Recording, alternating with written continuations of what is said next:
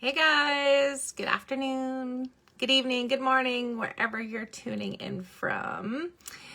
Dawn here for another impromptu Facebook Live. And today I got thinking about the question of what can emotional eating do to my body? So today I'm going to address that question that I've gotten quite a bit. So those of you who don't know me, I help women who are emotional eaters basically stop using food for comfort and find out how to deal with their emotions without dealing with using food. So how does emotional eating affect my body?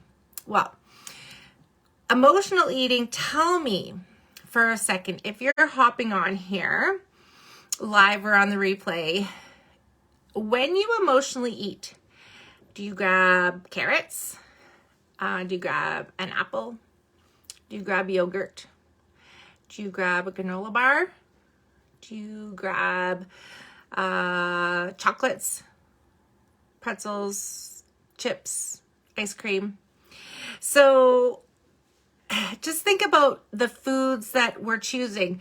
When we're stressed and we're dealing with these emotions and we don't really know how to deal with them, we tend to grab for those unhealthy snacks. We don't tend to grab for those healthy snacks like fruit and vegetables, right?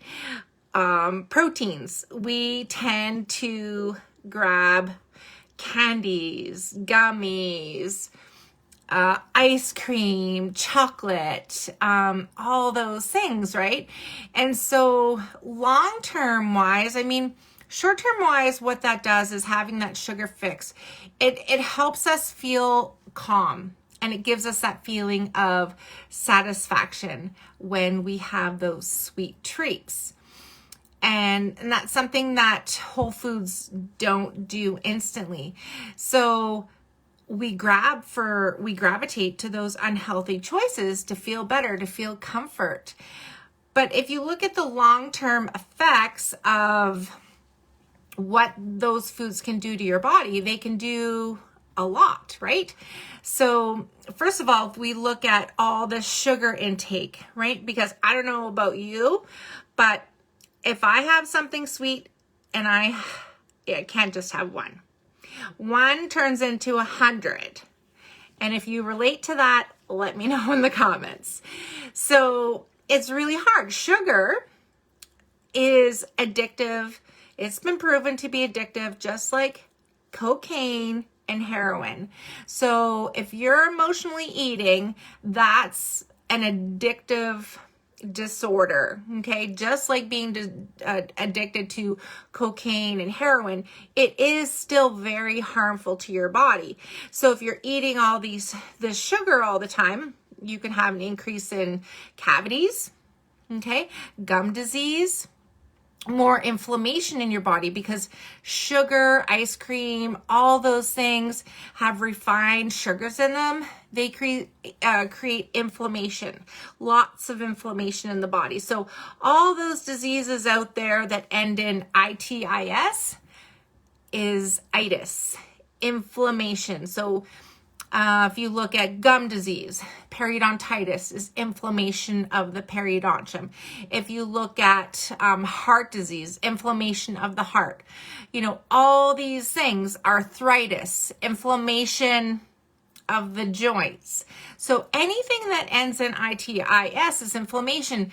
And if you look at the major causes of death and disease these days, what are they? Cancer, inflammation. Okay. Heart disease, inflammation, all these things, right? So this habit that we have of emotional eating, in the short term, you don't think it's a big deal.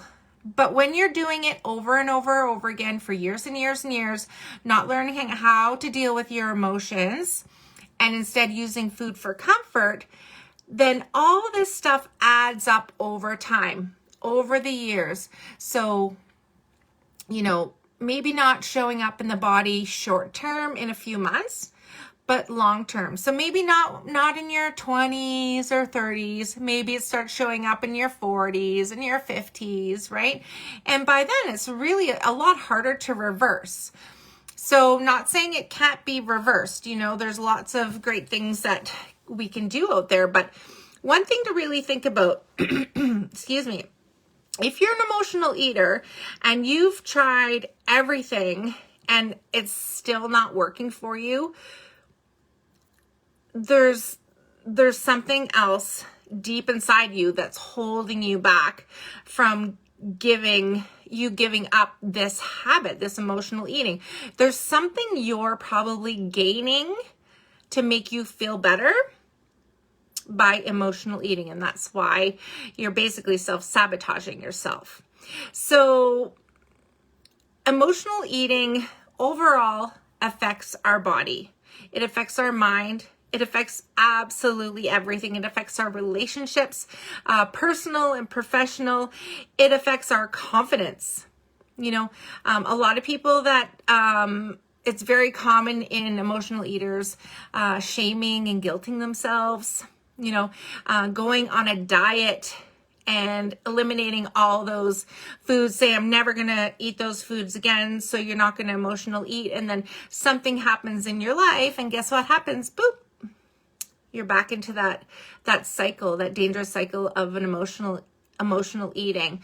So if you're one of those women who, you know, whether you want to admit it to someone else or not, you're an emotional eater. And it's funny that I was talking to a gal this week and she asked me what I did. And I told her and she said, oh my God, everyone emotionally eats. She goes, and if anyone never doesn't admit that they emotionally eat, well, they're just lying to themselves. And I just kind of like chuckled and thought about it. And I said, you know, it is very true. Many of us humans emotionally eat for many reasons. And it can start at a very, very young age, childhood, very young, before you're even, 5 years old. So if you're one of those women who have been struggling with emotional eating, you've tried everything and it's still, and you're ready to stop this pattern, stop this habit of emotional eating. You're ready to just say goodbye to this toxic relationship with food. I want you to send me a DM and book a free strategy call, a free discovery call, where we can get on the online and we can chat 45 minutes and we can find out how I can help you remove your emotional eating habit once and for all.